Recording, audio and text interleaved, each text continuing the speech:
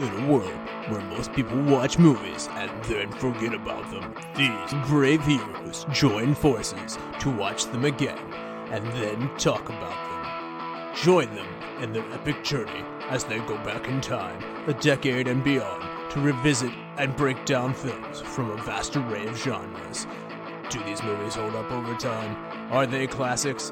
Find out on Retro Movie Roundtable. Starring your hosts, Brian Fry, Chad Robinson, Dustin Melbartis, Nathan Lutz, and Russell Guest. Coming now to headphones in your ears.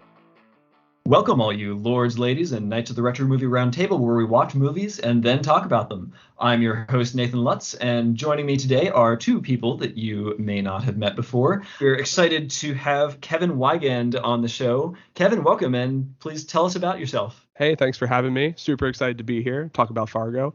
I live in New York City, where it's currently raining and thinking about snowing, much like the setting in Fargo. I work in early stage consumer products at an investment firm. And yeah, I guess in my free time, I love to watch movies. I review all the movies that I watch on Letterboxd and write up reviews and rate them with star ratings and even make lists of my favorite movies. And I also have a guilty pleasure for watching really bad movies. I will go out of my way to watch a movie that is reviewed really poorly just to see why it's bad. At the same frequency that I'll watch something that's reviewed really well to see why it's good. So yeah, consider me a movie junkie on all fronts. Awesome. Is there a location that you would send our listeners to check out some of those? Yeah, it's letterboxd.com. I'm not sure if you guys are familiar, but it's kind of like a social sort of movie review website that I think a lot of people are hopping on. For movies? Yeah, it is, honestly. It's kind of just like if IMDb had like some sort of more social feature to it. Oh, cool. Yeah, it's cool. And it's just like, if you're like me and like just tracking things and kind of checking boxes, it's really satisfying to have. Yeah, I think it's just K Weigand is my account. So, Google me. There's a small icon of Arnold Schwarzenegger from Predator as my icon. So that's how you find me. And joining me also for the first time, finally, I'm very excited to introduce my girlfriend, JD. Hi. Thank you for having me on here, Nathan. It's great to have you aboard. Yeah, I'm JD Donnelly. I'm an artist and writer by trade. My specialty is normally creatures, extinct, mythical, and living. So Fargo, there's interesting snowy habitat going on. But yeah, normally I'm based out of Johnstown, which is about 2 hours as the crow flies from your home base, Nathan. Outside of Pittsburgh, which is where I live in an area where there's more deer than people. So definitely more like Fargo than over here in Pittsburgh. We're representing all the different characters here. Absolutely. All right. Well, as we start here, just for a little bit of warm up, just have some quick questions. So, Kevin, what was the last movie that you attended in a movie theater? The last movie I attended in a movie theater, I think it was Dune. Yes. Yes. Yes, Dunk, as it is colloquially named. Thank you, poster designers. I think that was the last last theater movie that we saw Ghostbusters. Oh, of course, we saw Ghostbusters. Yeah, so that's the answer to my question, was when we saw Ghostbusters at Thanksgiving, or Ghostbusters Afterlife to be specific. Yes. Yeah. So, what were your thoughts on Dune, Kevin? I really liked it, and I'm definitely glad I saw it in theaters versus watching it on HBO at home. It was just a really well done movie, really long, but I enjoyed it, and I'm looking forward to the second part. Yeah. Are you a book reader? I do read books, but I have not read Dune. I'm always curious how it is received by those who have not read the books. So, see, I'm sorry to interrupt. I will say I watched the David Lynch version from the 80s, which tells the full story. And I mentioned earlier I like bad movies, and I think this is widely reviewed as a disaster, and it's certainly wacky and very goofy. But it's just like kind of like a car crash that you can't really follow, that you have to watch. A car crash that you just can't take your eyes off of, huh? I think it is time that we get into the movie proper that we're doing ourselves. Kevin, what are we doing today? Fargo. Excellent. Fargo was released in 1996 to the tune of $24 million. It placed 67th in the box office that year, and ahead of it was The Craft, and behind it was Sling Blade. So I gotta say, not two movies that I've ever heard of before, and will probably ever hear of again. I think Really? I've heard of The Craft. I think my cousin liked it. Okay. I have a feeling it has to do with witches or something. Sling Blade is excellent. You guys should watch Sling Blade. One of the best Oh, movies really? of all time. Huh. No, it's Well, truly an awesome movie. It's really well Maybe done. I shall put it on a list. The number one movie that year was Independence Day, and Fargo reaped an IMDb rating of 8.1. The critics' tomatometer is at 94%, with the audience score at 93%. So this is a well-loved classic, despite its position in the box office that year. It is the winner of 5 Academy Awards for including Best Actress for Frances McDormand, Best Original Screenplay by Joel and Ethan Coen. It had 5 nominations for Best Picture, Best Director, Best Supporting Actor, Cinematography, and Film Editing. So 5 for 5. Wow. Quite the successful movie there. And had 4 Golden Globes nominations for Best Motion Picture Musical Comedy, Best Director, Best Actress, and Screenplay. So very successful there. So expectations and background here. Kevin, is this a movie that is new to you, or do you have a deep history with this? Deep history with it, for sure. Probably saw it the first time when I was around 12, I want to say. I don't have an exact age there. Wow. 12? Yeah, and I can get into that if you want, but most recently watched it yesterday, so very fresh. I mean, I'm not one to judge. My favorite movie in preschool was Jaws. So at the ripe old age of 5, I was rooting for the shark. So, but I mean, this seemed a little intense to show a 12-year-old. You know, I don't think it always was shown to me. Yeah, that's fair. I always think the first rated R movie that you see, and I don't know if this was yours, but I feel like there's something intrinsically very determining of sort of your personality in the future, what that first bit of off the beaten path movie watching is. Because for me, it was The Matrix, and there's a whole lot of sci-fi and interest with simulation theory and all that sort of thing in my background, and I feel like that's connected to all of that. So I don't know, did Fargo have a deep effect on you? Well, like you, I want to say the first rated R movie I saw was probably some sort of action movie or sci-fi movie. My head's going to like The Terminator as something more my speed. Fargo definitely wasn't the first rated R movie I saw. I don't think I sat down and watched it beginning to end, but I definitely wasn't ready for how like black comedy disturbing Fargo is. I remember being rattled by a very specific scene that I saw. I bet you guys can guess. And I was like, wow, this movie kind of rubbed me the wrong way, honestly, and like stuck in my head for a little bit. And I didn't watch it again until much later, maybe high school or college. And I feel like ever since then, each time I've seen it, I've appreciated it more and more. And maybe that's just me getting older and having, more taste and familiarity with different types of writing and movies. But yeah, definitely has grown on me from the first time I saw it. A great lifetime growing with a movie, huh? JD? I watching it with you in preparation for this podcast was the first time I've ever seen the film version of Fargo. However, I am previously familiar with the TV spin-off series of Fargo. And it was really interesting to compare and contrast in my head, because I watched the first 3 seasons in full, and halfway through the 4th season, I still need to finish the 4th season. But it was interesting to see how more or less the first season mirrored the original movie. But there was also one thing in the TV show that I'll get into later that the movie explained. It's like, oh, that's where that came from in the TV show. And like a plot point. And it was like, where did this come from? Is this just random? Like, nope, it's a throwback to the original movie. So it was kind of cool to reverse engineer that plot point, so to speak. Did you know it was a movie when you started watching the show? I knew it was a movie, but I had heard good things about the TV show. And I remember I watched it with my mom when one of our evening TV times, and I was like, we were looking for something to watch. It's like, oh, Fargo, I've heard good things about this. So we started watching it. I was like, oh, I'm really getting into this. And there's a specific aspect of the TV show I really like that isn't present in the movie. Yes. The TV show, the first 2 seasons are fantastic, in my opinion. Yeah, definitely. Yeah, and as the third leg of this tripod, I have to be the, as I often am on Retro Movie Roundtable, the guy who hasn't seen it before, because this movie falls into the blind spot of decade during which I have not seen many movies from that time. So, well, you would have been what? 1996. You would have been like 3 when it yeah, came out? I would have been quite young, and this would be the kind of movie that my parents would not take to.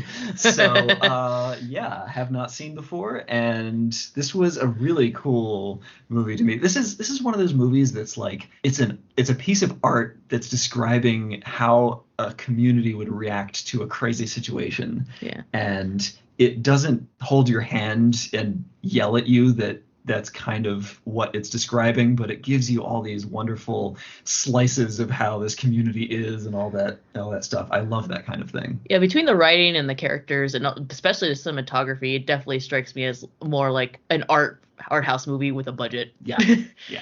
All right. Well, for those of you who, like me, have not watched this before, prepare yourselves and maybe go watch the movie, because after this bit of a break for advertising, we are going to spoil all of Fargo for you. So go watch the movie or come right back in just a minute.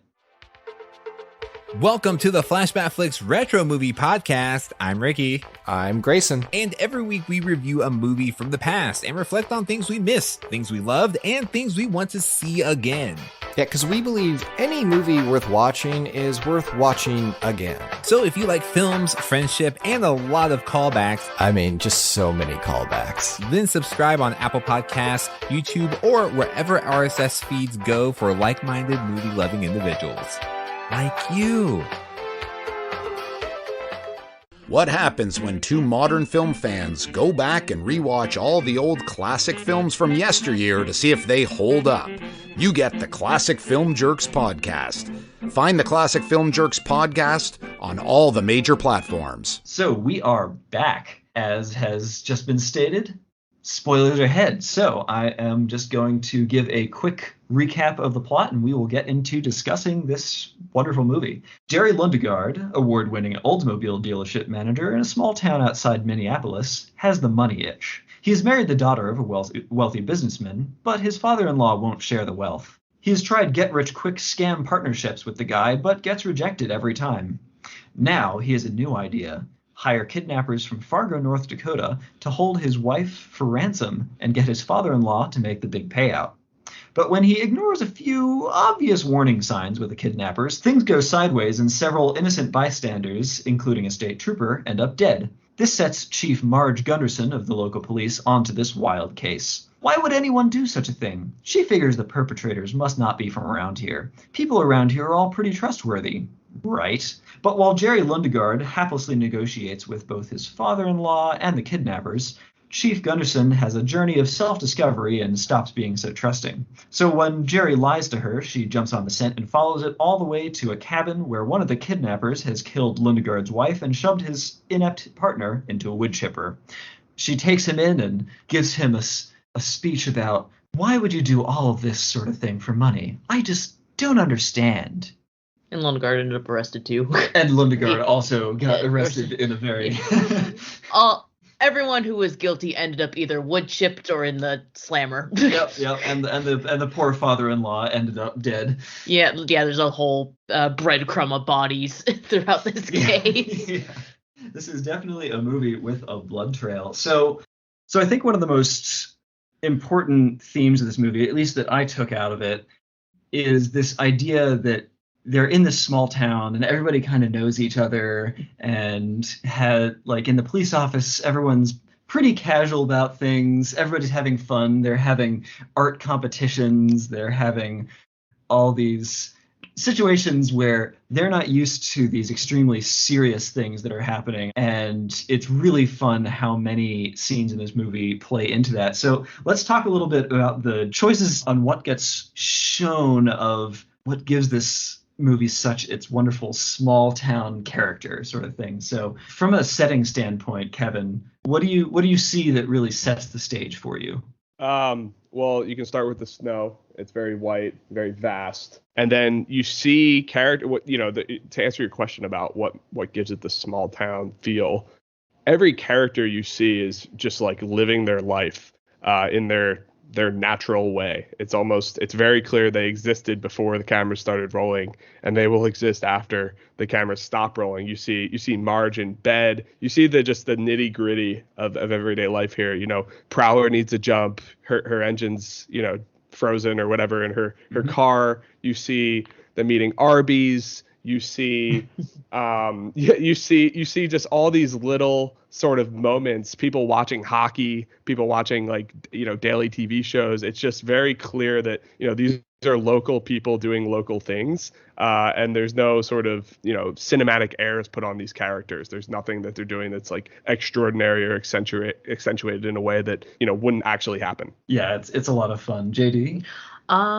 Yeah, I would say, bouncing off of that, when they showed the inside of Jerry Lundegaard's house, it was that's a very 90s house, the whole polished wood, kind of beige carpeting. It was this feels like a 90s movie, or it's set in what would have been contemporary at the time of its release. Yeah. And yeah, again, they say you can boil down any story into two kind of formats. Either someone goes on a journey or strangers arrive into town. And this is definitely the latter, because Steve Buscemi and Peter Stormare, they're out of towners. They are not part of this community, and they're the ones that bring all the problems to the community through their actions, accidental and intentional. Yeah. And it was part of it's some of it's just conversations. There's that one scene where it's not even characters we've seen before. The guy shoveling his driveway, and then the other police officer shows up, and they're just electric scene. I said that's an electric scene. Yes. Yeah, it's just completely random. It doesn't really have any bearing on any other, it doesn't connect to the scene before it or after it or referenced again at all. But that's definitely small town chatter going on. It's just so great. And they talk about Marge's her husband going to ice fishing. It's I'm going to get in some night crawlers so you can go ice fishing. And I do laugh that she's married to Twisty the Clown from American Horror Story. Oh my gosh. Yeah, and they also have there are scenes like that all over the place that it's this doesn't seem to relate to the plot, but it's giving me this vibe about the people involved, that they're just people, and that this thing that's happened is just so weird to them. The scene where Marge, the chief of police, meets with an old high school friend for dinner, and it's an awkward conversation, and it's not really clear immediately why are we doing this, what does this really mean to her, but it's showing just how down to earth these people tend to be, and how awkward it is to run into high school people when you're an adult. yeah especially when those high school people are in situations that making awkward situations for you that you really didn't want. I read online that scene with Mike Yanagita, which is hilarious, by the way. I very much enjoy it. But I read online people think that's one of the most pointless scenes in cinema history. Because I'd argue that the rest of the movie is very tight. Actually, everything that happens contributes to the plot in one way or another. There's not a lot of fluff at all. But that's the one scene that actually doesn't really go anywhere with the plot. But I think you're right. It just shows that these are the types of people. You're a chief of police investigating a homicide, but you're willing to go, you're courteous enough to meet some random high school friend for a drink.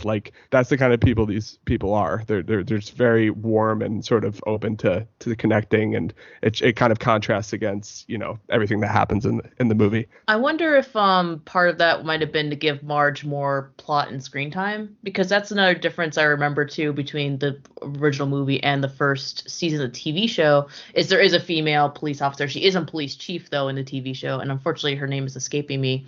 But she goes through a character arc where she's a very competent police officer. In the movie, Marge is the police chief. She immediately demands respect. She's immediately competent. No one questions her. Whereas in the TV show, the female police officer's she's hey, I think there's interconnecting crime organization going on here, where the other police officer's nah, it's just randomness. It's not all connected. So her character arc is that she basically proves herself by pulling a Nancy Drew and connecting all the dots to say, hey, it's a bigger picture going on here, and she ends up earning her respect that this character out Marge in the movie out the gate has. Yeah. So I don't know. For me, I think that scene is almost an inflection point for her character, or not specifically that scene, but the phone calls that she has about it afterwards, where she finds out that her old friend has lied to her. Because early on, she has an interview with Jerry Lindegaard at the auto dealership, and he lies really badly to her, but she believes it because he's just in town. Why would somebody in town be involved with this? Of course, the car's on the lot.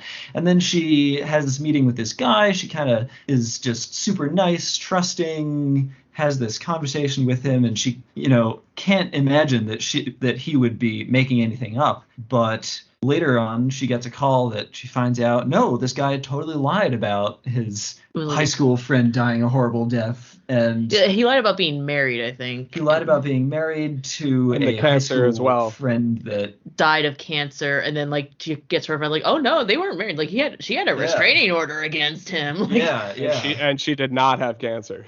Yeah. And fairly soon after that, then comes up the scene with the second interview with Jerry Lindegaard at the auto dealership, and all of a sudden Marge is just, I am not trusting what you said. I am actually sort of reading all the stuff on your wall. I think that these people in my town, I don't trust them anymore. She can cut through the bull crap. Yeah, and that's how she kind of solves the case. So I don't know. I think that's a pretty interesting, impactful scene, at least for my reading of the movie. So you think that scene with Mike Yanagita just basically raises her bar for, like, locally, these people actually can lie and do, don't trust anything you actually hear from people you don't know that well. Versus like that was the counter to that is, like, if you look at all the clues and leads she has, that dealership, it all comes back to that dealership, and to kind of walk, like, it's probably still bouncing around her brain that there's something there, and maybe that leads her back there. But I like that take that you have there. Yeah, that definitely good take on that. I didn't quite catch that. So that's kind of how I read this movie, as like a someone from there is some effect of people from out of town, and that's immediately where both the police officers' minds go when they're investigating the state trooper's car death, and they say, oh, well, they're obviously not from around here. And that's true, but their assumption that nobody from around here could be involved doesn't quite pan out. So it's that's kind of how I read this movie. In terms of any of the direction by the director Joel Coen, Kevin, what sticks out to you? In terms of the direction, I'm going to be honest. I don't fully know what to attribute in a movie to direction. Maybe that's a bad answer, but I have a hard time. In my opinion, a director kind of makes all the decisions. I think the use of the music is interesting. There's actually very little usage of the score throughout the movie, and it usually comes in at a nice time where something really kind of big is happening, and it really plays to the mood. And I really like how they use that very sparingly but effectively. I did catch they were playing the main melody as a diegetic sound in the jazz piano when Marge goes to meet up with that high school guy. During that scene, it's all important. It's the all important scene. But yeah, I agree with you completely, Kevin. A lot of times in movies, I am like, oh yeah, you should have more music.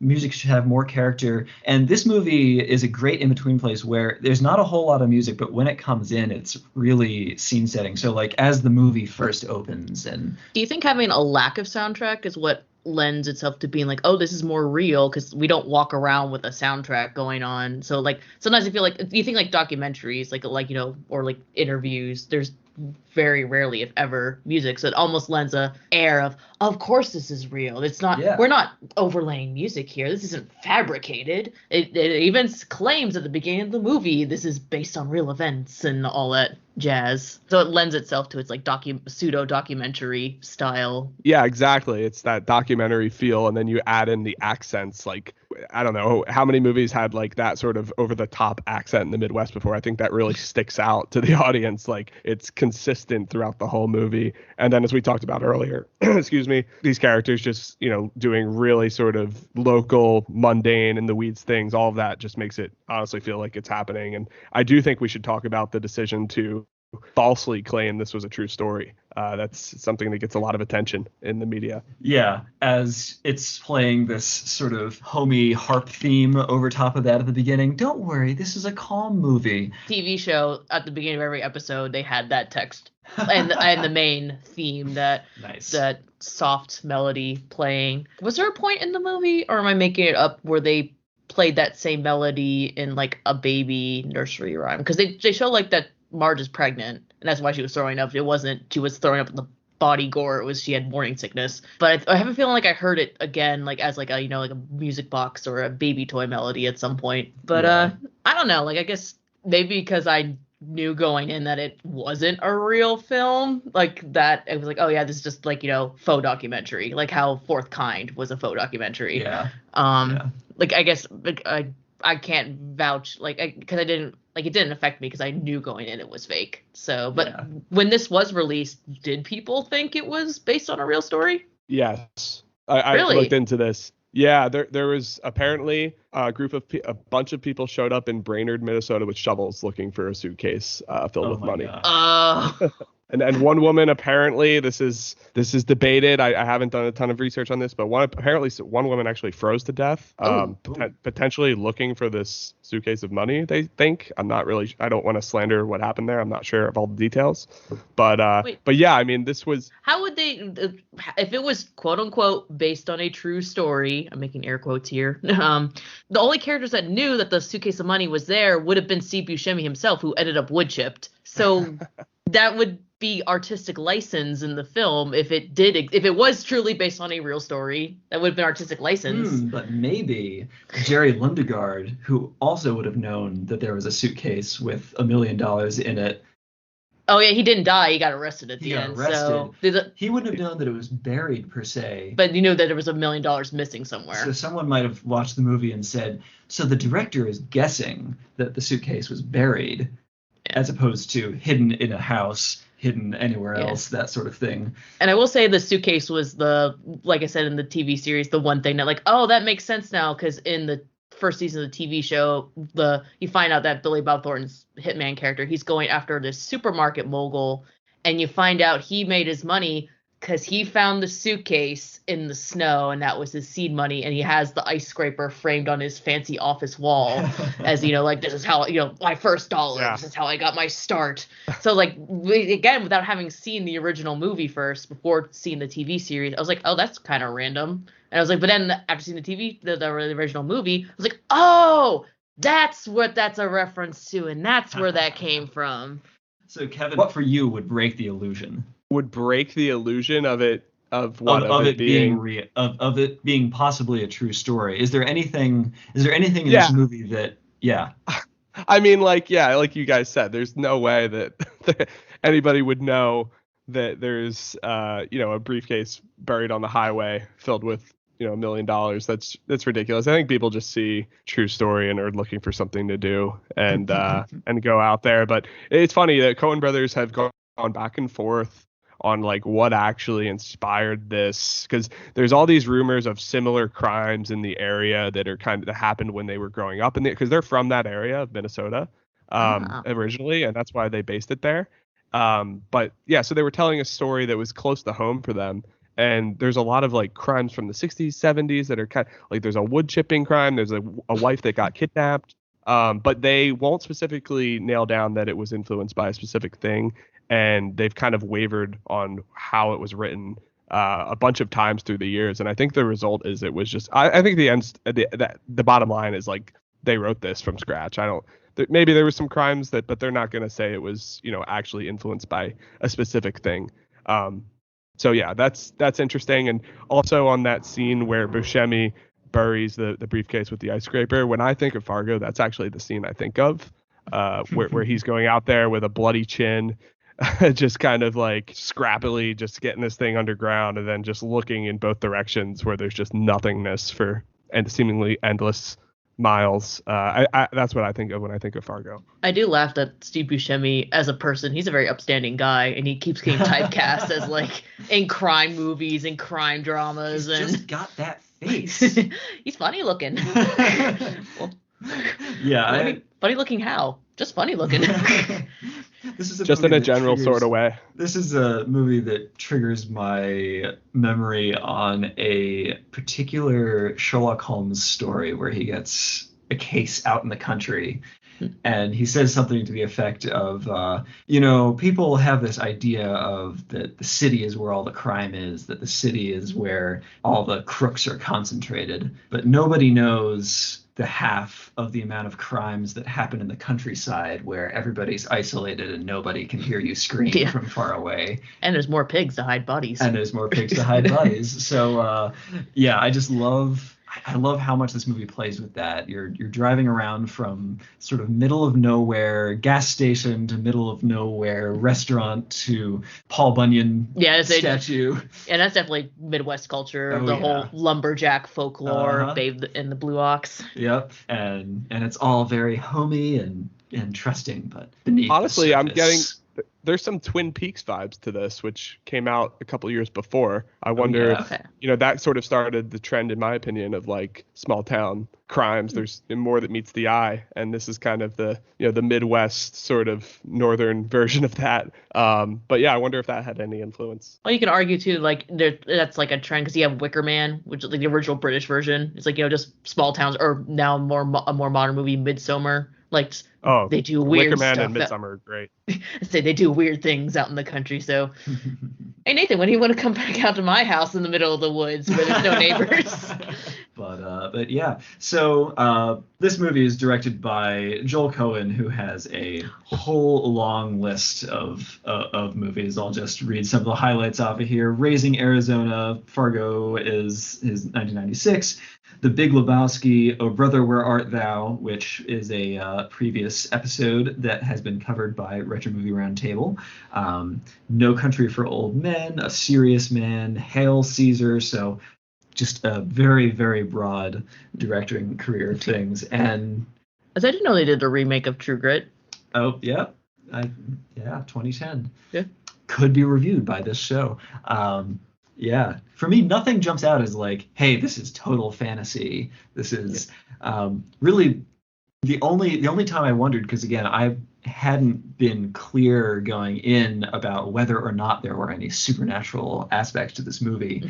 I was unclear whether Shep Proudfoot from the car dealership was overly strong or not, because man, he's picking people up and throwing them across the room when he's angry at them. And I was like, oh, is this where the supernatural element comes in? But other than that, everything is shot in a way that it's like, this is so down to earth and believable. And the interest comes from the sort of collision of tropey crime stuff with salt of the earth people who live in country America. So that's sort of my takeaway from the direction. It's really enjoyable, but it does get out of the way for the good stuff.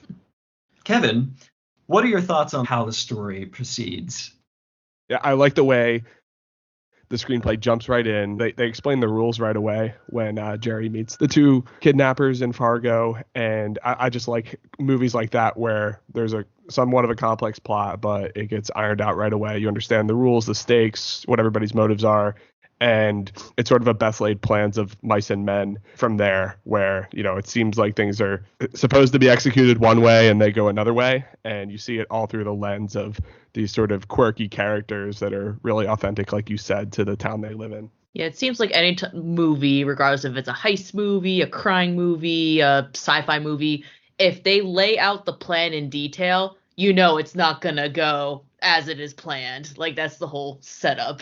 Yeah, it's amazing in the degree to which Jerry Lundegaard is this kind of small town guy who has big aspirations for this money for whatever reason that he needs it, and just no concept of background checking the people that he's hiring, and just ignores all the warning signs, and you just know stuff is going to go so wrong. And it is quite funny. So Kevin, there's a lot in this movie that it's a character moment, but it's really telling you a lot about how the plot is going to move forward. What are sort of moments where you see, oh my gosh, this character is behaving in a way that is just throwing up all the red flags? Yeah, I mean, every character seems to have a moment or two like that at minimum. One that really jumps out to me is Steve Buscemi.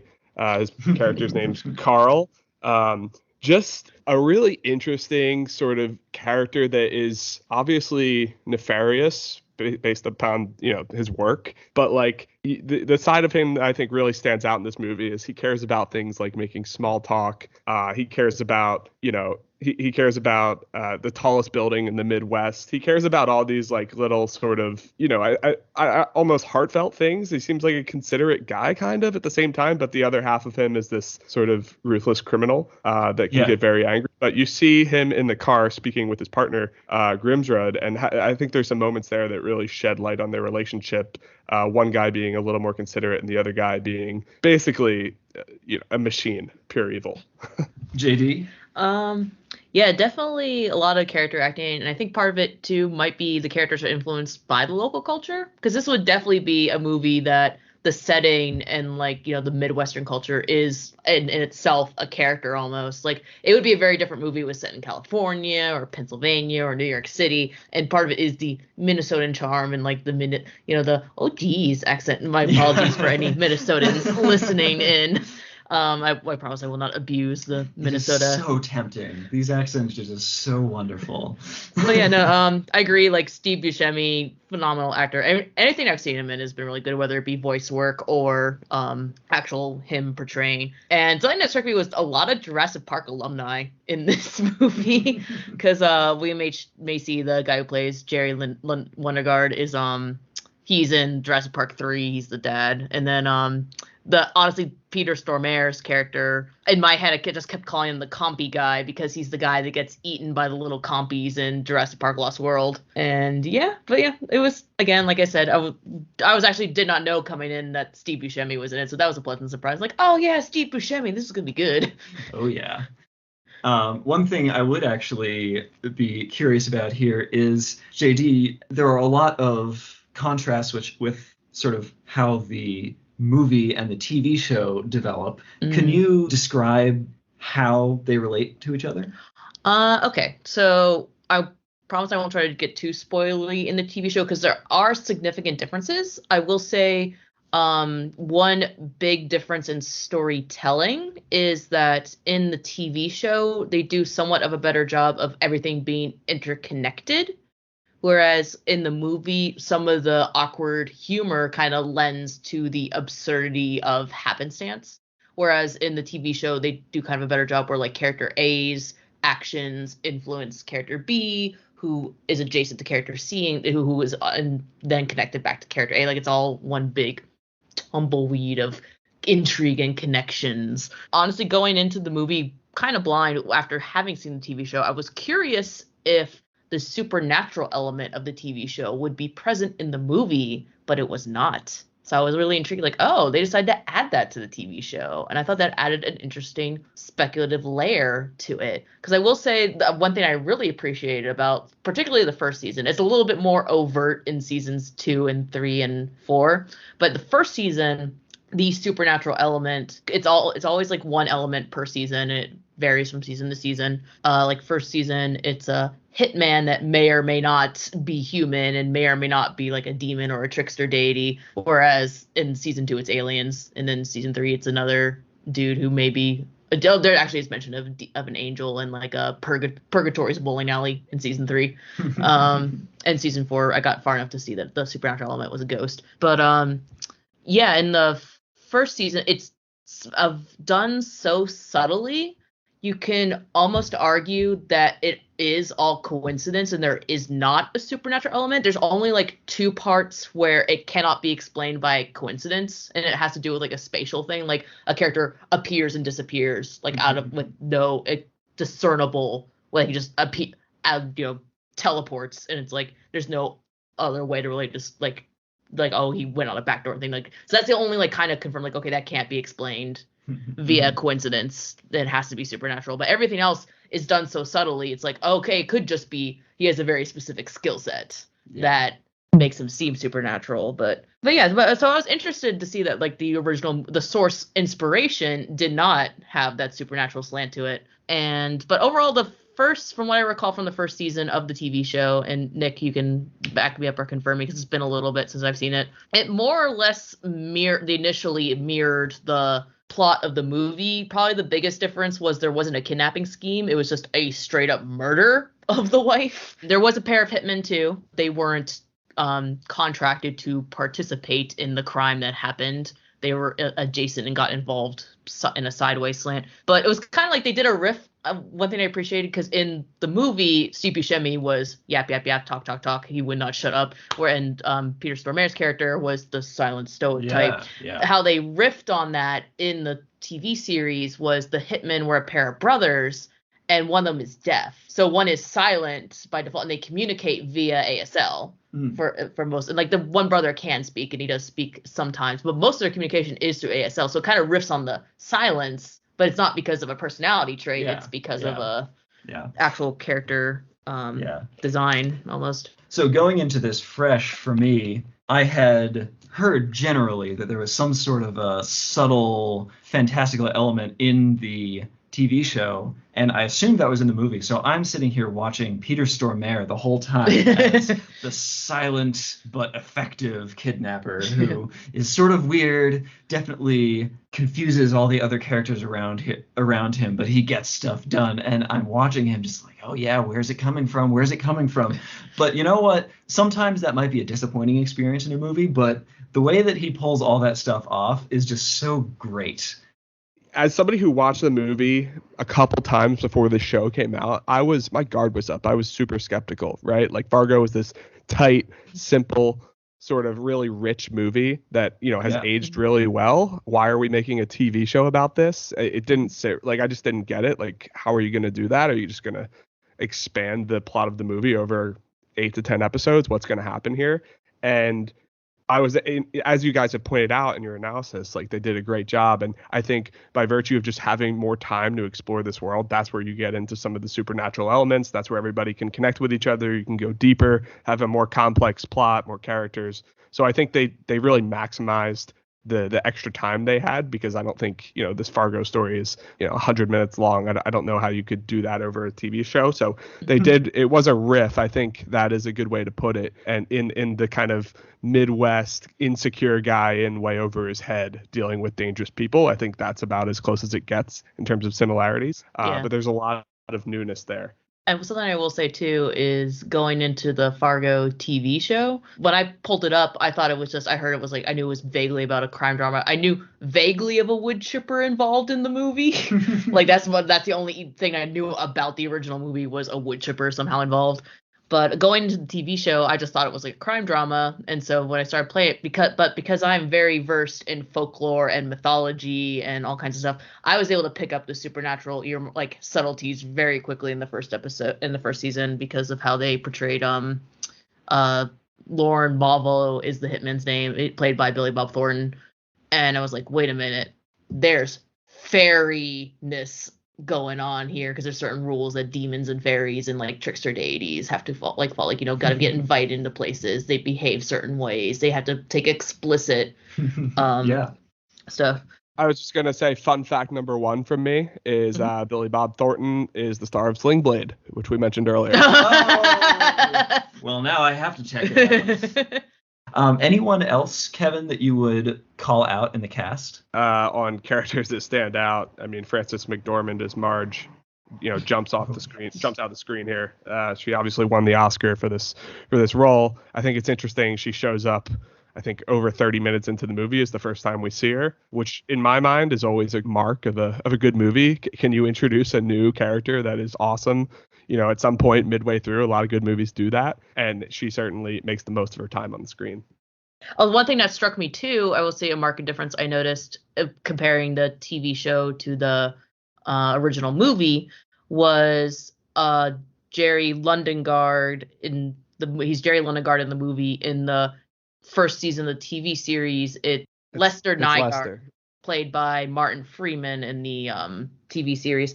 I was a little surprised, because what happens with William H. Macy as Jerry doesn't really transform as a character much. He starts off kind of like diminutive and kind of sneaky, and then like he just gets what he sows. He messed around and he found out in the end when he gets, dragged in his undies out of the motel and arrested.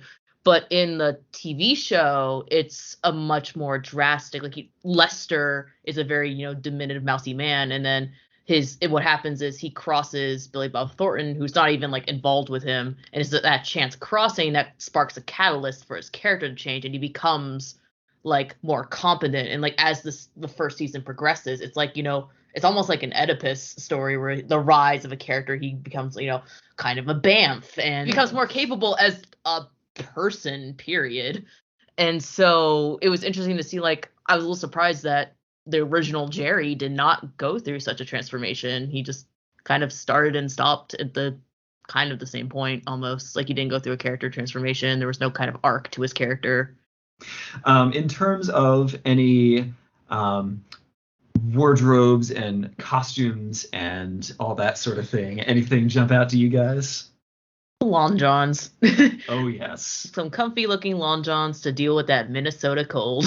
Yes. And just the puffy sweaters and like very, obviously attire meant to deal with the cold and the chill of that kind of environment. And it's set in winter, obviously. Yeah. So. There's something utterly hilarious about Peter Stormare as Geir Grimsrud, the quiet kidnapper, sitting around in this like incredibly comfortable set of overclothes, watching a fuzzy TV while there's a kidnapped victim tied to a chair 10 feet away from him. Yeah, just chilling in his long johns. This is great. One of my favorite that jump out to you, Kevin? Yeah, one of my favorite little moments in the movie is in a, kind of one of the climax points where Stormare hits Buscemi with the axe. As he's chasing him outside, he like first stops to put on his hat with the axe. I think that's just like maybe the best wardrobe moment of the movie. Very small. Yeah, you lose most of your heat off your head. That's why hats are important in the winter. The scene with Steve Buscemi digging in the snow with no gloves and like a crazy wound to his chin. I was just shivering just looking at it. And then when he walked in with that, gunshot wound on his face, like, you should see the other guy. All right. So what do you think? You guys ready to hand out some superlatives? I'm ready when you are. Yep. All right. Kevin, for the pick of MVP, which can be director, an actor, or a supporting actor, or really anybody involved with the production who you think really, really pulled all the way, who would you pick? I'm going to give it to the Coen brothers. This is the movie that really starts a run of like their all-time sort of Mount Rushmore of movies. And that's saying a lot for, team of directors that has a ton of great movies. But I was reading online, actually, their prior three movies were kind of poorly reviewed or did poorly at the box office. Like they were on a bit of a skid. And this movie did really well and, obviously had the Oscar buzz. So I think it kind of catapulted them back up to the top. And it was obviously a movie based on where they were from. So it meant a lot to them. And it was just a very simple, less is more kind of movie. I think it's their crown jewel in terms of filmmaking. And, they went on to make some great movies right after this, Big Lebowski, No Country for Old Men. So I'm giving this to the Coen brothers because it gave them the momentum to sort of, be those elite directors rather than directors that had, a couple good films here or there and a lot of flubs. All right. And JD? I'm going to give my MVP to Steve Buscemi because, no offense, Mr. Buscemi, he basically plays scummy characters very well. And he brings a sense of humor to it. Like he wasn't just a straight up jerk. He had humor to the character too. And he just plays that kind of character really well. Like he looks weaselly, so he leans into it. Oh yeah.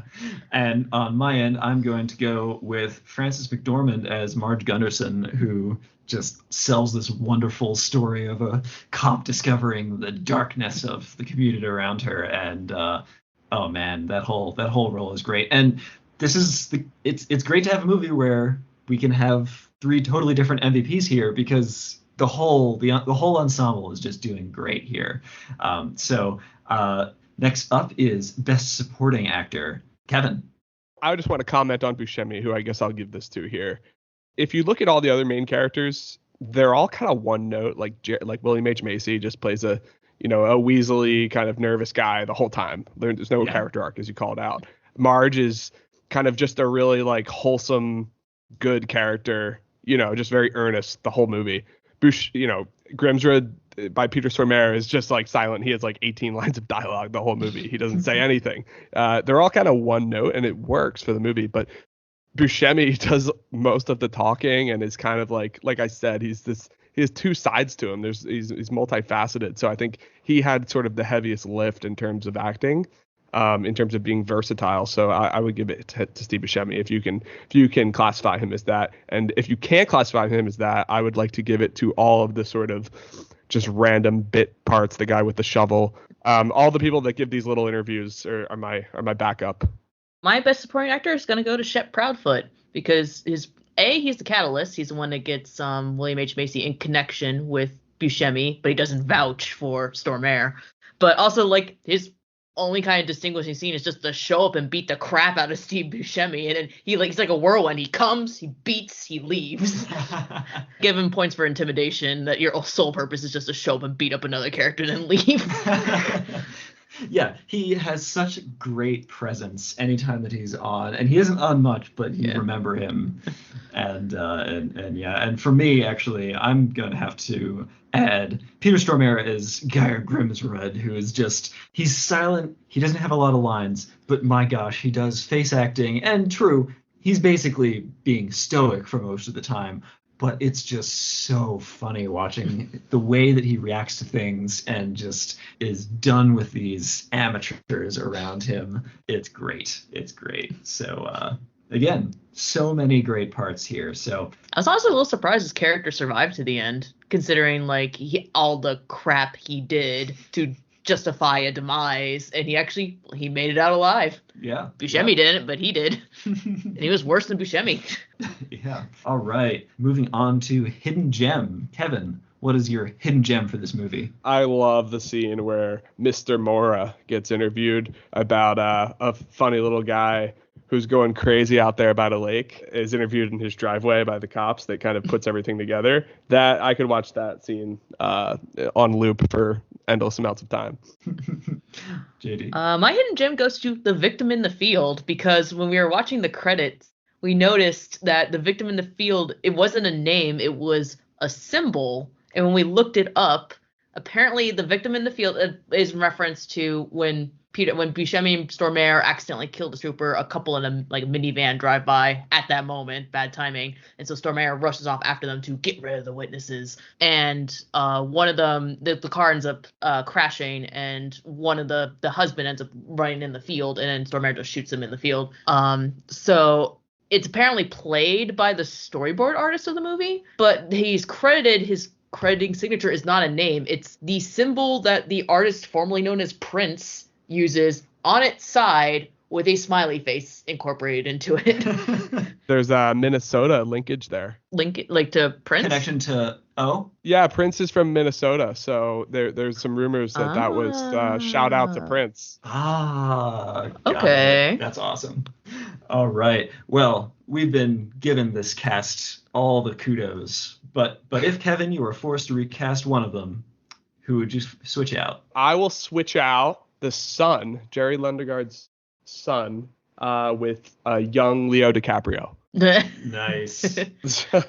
I would have liked to have seen. It would be cool if that was somebody that we could look back upon. He had this bit part in the movie Fargo all these years later. That would be pretty cool. Also, the person I feel worst for is him in the movie. He loses basically everybody in his life in the course of like a couple of days. Oh, yeah, poor kid.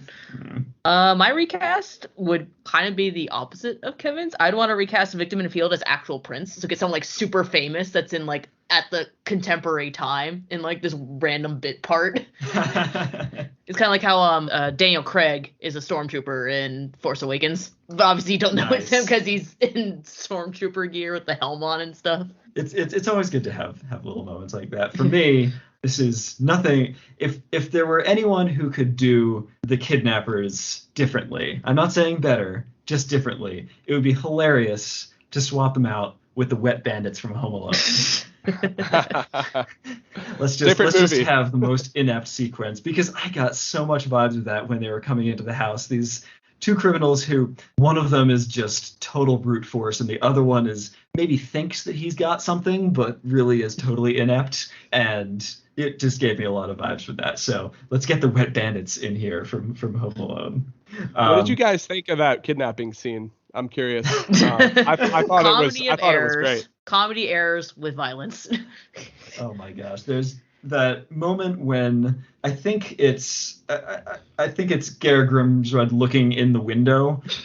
Yeah, and yeah, she was just sitting on the couch like, what the heck? Yeah.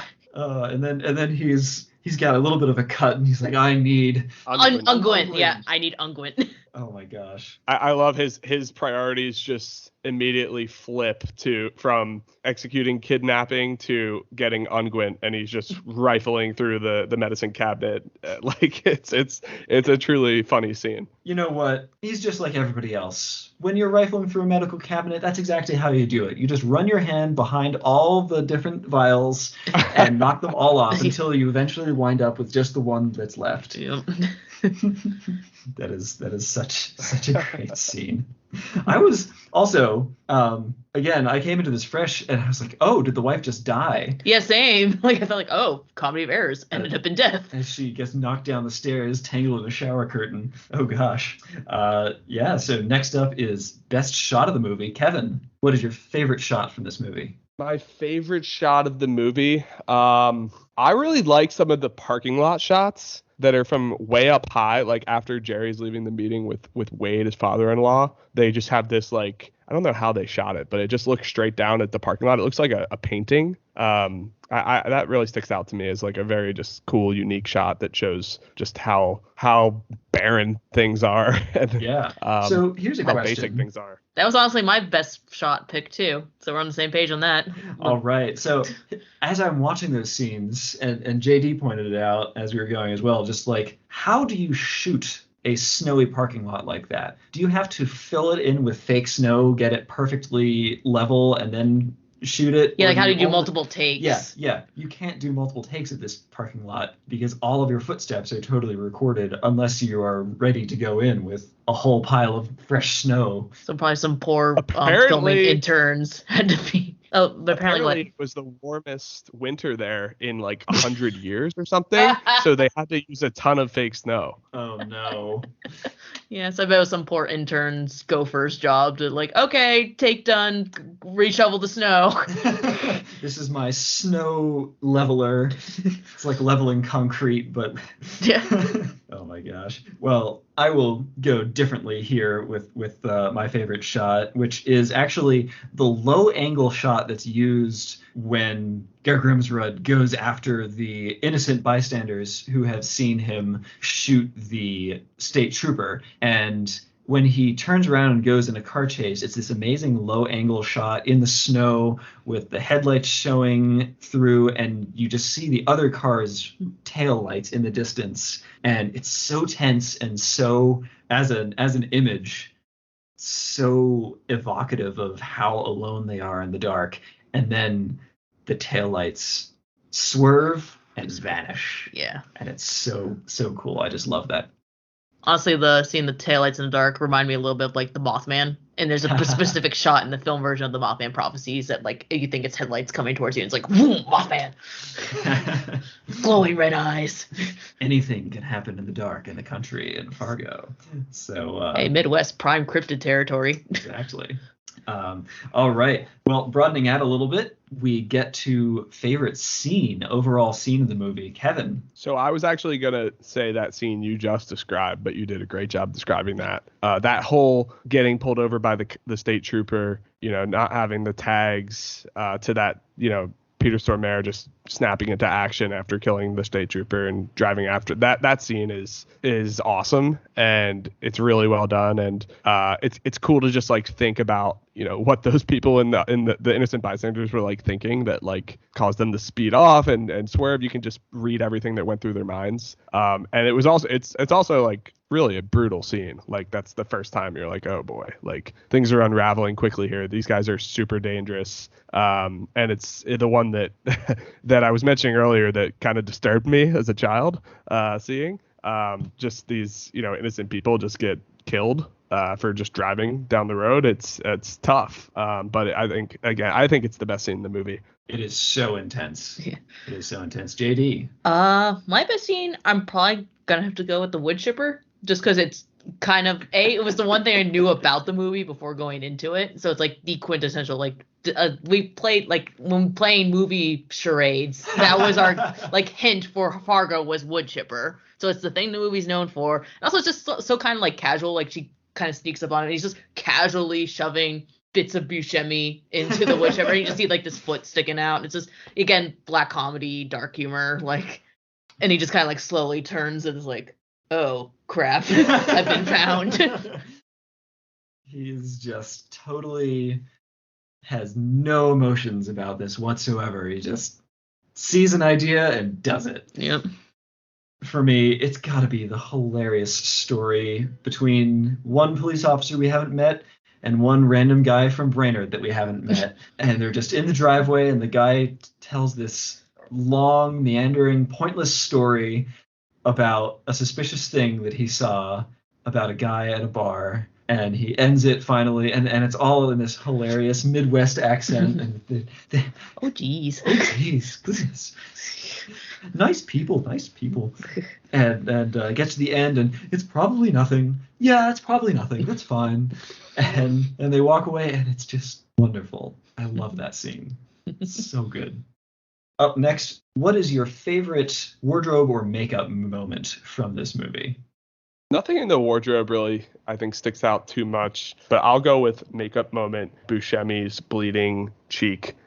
You can just feel how uncomfortable that is and painful, the way he's just basically holding his bloody cheek for 20 straight minutes and kind of like it's so kind through of his partner to put him out of his misery with that cheek. JD? I'm gonna go with best wardrobe moment is the long johns again, because it's really rare you don't like in I guess more modern times to see long, because we get pretty cold up here, but we don't get like long john level cold. Which I say as I have a kigurumi at home, which is basically an anime version of a long john that I wear on really cold nights. So maybe I'm not one to talk. But it's just like, again, like it adds to the awkward kind of fun Minnesota culture humor is the fact that, you have this badass killer that's wearing long johns of all things. Yeah. And casually disposing of a body in a wood chipper in long johns. They just look so innocuous. Yeah. Who wearing this clothing could be that at all? Yeah, it's loungewear. I'm just going to call out the moment when Jerry Lundgaard gets back after having found his dead father-in-law on the top of the parking garage, stashed him in his trunk, and he sits down and unties his shoes, and it's just like the scene of, oh my gosh, what do we even do next? As his son, the aspiring accordion player, is like, oh yeah, where's mom? Oh, she'll be right back. Oh my. All right. Well, up next is change one thing. So, JD, if you had to change one thing about this excellent movie, what would you change? Sorry, I kind of agree with the overall group that I think Mike should be cut. But I felt that whole scene was kind of awkward and uncomfortable, and maybe because I am female, it was kind of awkward that he was really creeping on her. And like if it had if it helped like progress the plot more, I maybe would have been okay with it. But it just like it seemed like such a non sequitur. I wouldn't necessarily maybe not. One way I could see to amend it would be to swap out Mike with a character that had already been established in the film, so it's at least connected to someone we have seen before. Like whether it was like probably not Lundgaard himself because he was the prime suspect. Like obviously she wouldn't be meeting old high school buddy that might be a suspect, but connect it insular back into the story somehow.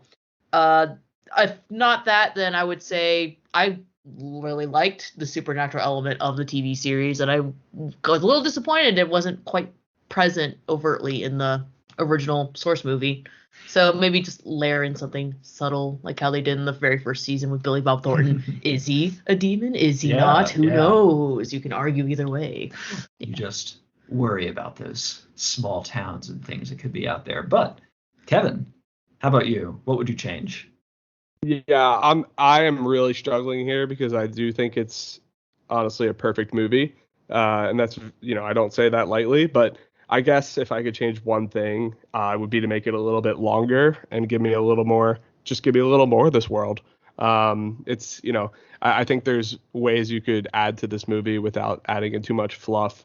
Two more kind of bit characters I'd just like to see a little bit more of are Norm I'd like to see him and his mallard that wins the 3-cent stamp, and Stan Grossman, who I just for some reason just really enjoy all the time he's on the screen, and I feel like he influences a lot of some of the characters that actually come in the Fargo series, where you just have these sort of like businessmen that, I don't know, JD, you could probably comment on that, but I feel like Stan Grossman actually influences a lot of the TV series characters as well.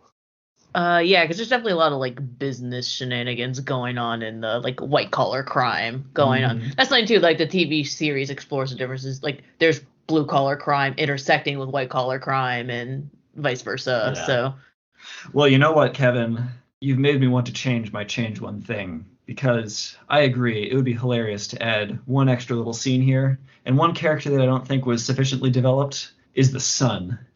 So I think we need to have a talent show involving the son's accordion playing and that could be where the painting subplot goes, actually, that they're all actually entering into a talent show instead of the stamp contest.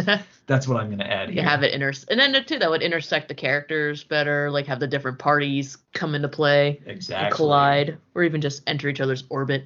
Oh, yeah. I'm going with that. So, yeah. All right. And in the end, what is your favorite quote from this movie? Oh, where to even begin, right? There's so many options here. The one that just really, I think, comes at the right time, says a lot about a character, an important character, and jumps out to me is, I'm not sure that I agree with you 100% on your police work there, Lou. Let me read that again. I'm not sure that I agree with you 100% on your police work there, Lou. I like that quote a lot. I don't know why. It shows the way they talk. It shows that she's a good cop and Lou kind of isn't thinking things through. And it's really early into meeting Marge. So that's my favorite quote of the movie. It is great. JD? I think my favorite quote is when Buscemi comes back and they talk about splitting he's presenting as 80 grand and a car to Stormare. And Stormare's like, we split car. And he's like, how do we split an effing car with a chainsaw? Like, it's just like, like in comedy of errors with these characters. It's just a funny line. It's a valid point. How do you split a car? Like, yeah. It's the delivery, which phrase a little bit more clearly about what you mean. Yeah. Oh man, yeah. That's shout out to all the little funny looking kind of lines, funny looking as well. Yeah. Yeah. Yeah, he's just funny looking. Yeah. I mean, I'm just gonna go with all these adorable little isms, the small town isms. So I'm just gonna go with the hilarious delivery that happens in so many places of, oh geez. I think what Buscemi, I'm looking at my notes. I think Buscemi, after Stormare accidentally shoots he keeps on saying, "Whoa, daddy, whoa, daddy!" Like he's in shock, and that's just what he's saying on repeat. Yeah. Wade, the father-in-law, actually like slow-mo says, "Oh, geez," as he gets shot by Steve Buscemi as well as he goes down. Yeah, this is a great movie. All right, well, Kevin, at this point, is there anything that you would like to plug before we wrap up here? No, nothing to plug, I guess. Real quick, have either of you seen The English Patient? No, I have not. Okay, because The English Patient basically dominated the Oscars this year. And Fargo kind of got the short end of the stick there. I think The English Patient won like 9 Oscars. So that's something that I'm going to check out next, because how can you be that much better than Fargo is my question. The English, of course. It's a war of the accents, and apparently the English one won out. And JD, thank you for joining for a first episode with us. Thank you for having me. And is there anything that you would like to plug? If you want to check out my creature-themed artwork, I make everything from terrariums and dioramas to tattoo designs to ethically sourced mythozoological specimens and all kinds of other original art pieces. And I do hit conventions and shows. But you can find my stuff online as Painting Dragon Feathers across most social media, including TikTok, Instagram, Facebook, ArtStation, all that jazz. Awesome. And it really is spectacular. So definitely check that out. All right, well, time to get down to the brass tacks here. Kevin, on a 5-star scale in half-star increments, how would you rate Fargo? 5 out of 5. Shocking. It is a great movie. What for you makes it a 5 out of 5 and not just a sort of very good? What makes it great for you? I feel like because every time I watch it, I pick up on something I didn't see the time before. It has multiple sort of styles to it in terms of like being funny, being scary, being intense, being sad.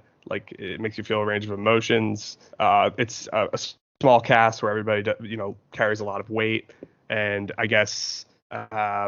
There's no fat on it. It's really tight. There's nothing I would change about it. I enjoy every scene in the movie. So I mean, I don't want to be a guy that just like withholds perfect ratings. There are some movies out there that for certain people are perfect, and this is one for me. Yeah, absolutely. This is such a great movie that is really describing the environment that it's in, all the characters, and you just get this powerful impression of it. So agree 100% there, Kevin. JD, how do you rate this? I'm gonna go with probably a 4 to a 4.5, just because it's a very good movie. Like I said, there's a couple parts I would have changed or tightened a bit. And like I said, I felt like the TV show did a little bit of a better job of interconnecting everything. It wasn't just all happenstance and serendipity. I'm not gonna fault the movie for not having the supernatural element that the TV series has, but like I said, it's one of those. I will admit, it's probably a movie. Would I have picked it off the movie blockbuster shelf myself? Probably not, but now that I've been watching, like, no, I appreciate, like, no, this is a good movie. The characters are good, the plotting is good, setting itself as a character. So yeah, like I said, it's good that I now have been exposed to it. Yeah, and I'm really debating here. This is an awesome movie. It's like not 100% in my wheelhouse exactly, but it's just so good at what it is that, you know what, I think I will give it. I will join you on the 5 out of 5, Kevin, because man, this movie is just so well made. Everything about it is just so, and all the character motivations are like, it is exactly the kind of story where if you just come in at the end and someone explains to you what happened in this movie, it's like totally wild. Oh man, we found there was a car full of dead kids. There was a state trooper that was dead because there's this guy we found in Jerry Lundegaard's trunk. There's all these crazy things happened. There's a wife who was found dead in his cabin. A guy got thrown in a wood chipper. Oh my gosh. But this movie takes you through the one little thing led to another, led to another, led to another, and you believe every step of the way. And I just love that about this movie. So this is just a really fun movie for me. And ordinarily at this time we do a selection of movies for next time, but in this case our next movie is actually something a little bit special and different. This is when we'll have our 2021 year-end countdown special where we make superlatives and rank the movies we covered here on Retro Movie Roundtable all year long. It will be spoiler-free, but a lot of fun. This is one of the most fun shows of the year, so please check it out next time. Thank you so much for coming, Kevin. It's been great to have you on. This was a blast. Thanks for having me. All right, and JD, it's wonderful to get you roped in on this with us. So. Thank you for having me. I love movies, so I can jabber about them all day. Yeah, we'll definitely have to have both of you on for a future episode. So now to all of you out there, thank you all the lords, ladies, and knights of the Retro Movie Roundtable. We invite you to reach out to us. We want to hear from you. Subscribe, rate, and review us on iTunes, Spotify, Stitcher, or wherever you get your podcasts. Those reviews and subscriptions really do help others find the show. And give us a like on Facebook. Follow us on Twitter at movie_retro, or email us at retromovieroundtable@yahoo.com. Producing and providing this podcast is fun but not free. We invite you to support the show at our Patreon page at www.patreon.com/retromovieroundtable / there. Any contribution is appreciated and will go towards making the show better for you, the listeners. As always, thank you for listening. Be good to each other and watch more movies. Oh, geez.